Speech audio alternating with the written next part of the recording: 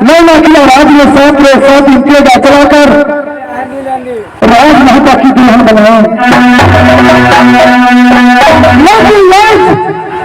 महारानी झीला को बालक अमरजीत कुमार रोज से आत्मा जा रहा है। आज महारानी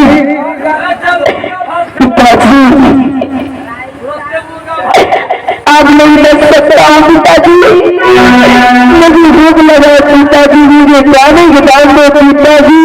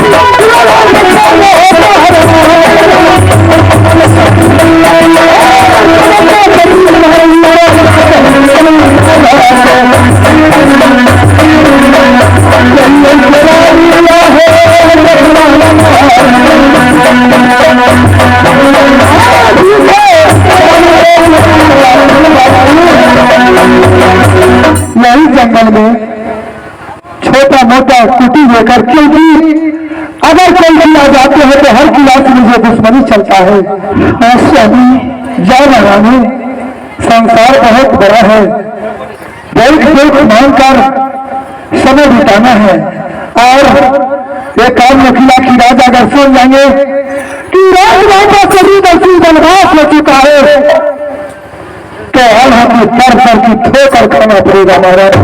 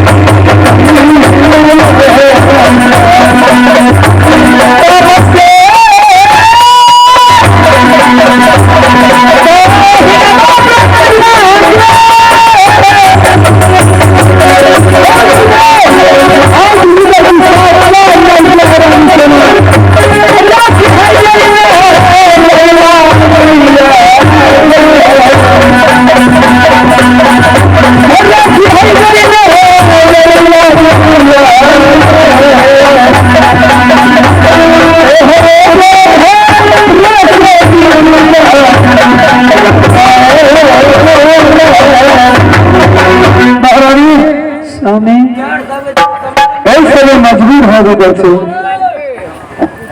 मुझे यहाँ महारानी सही वाली सेना था या तो रात पैदा की रसी नहीं जाता कभी भी हो तो नहीं अखिला राज में रहती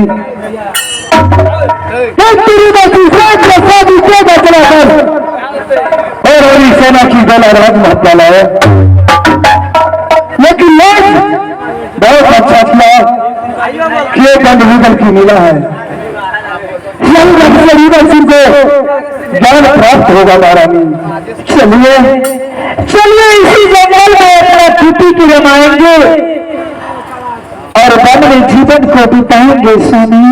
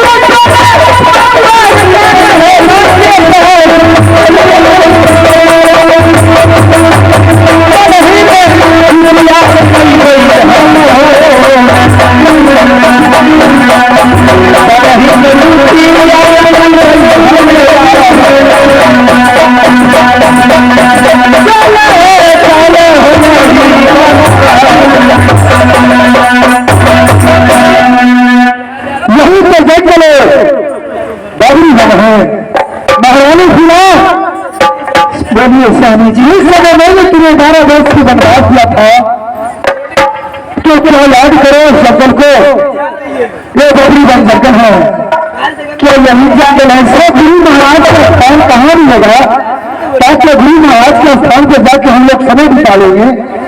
हे नाथ 12 गुरु महाराज तो इसी बन में होंगे।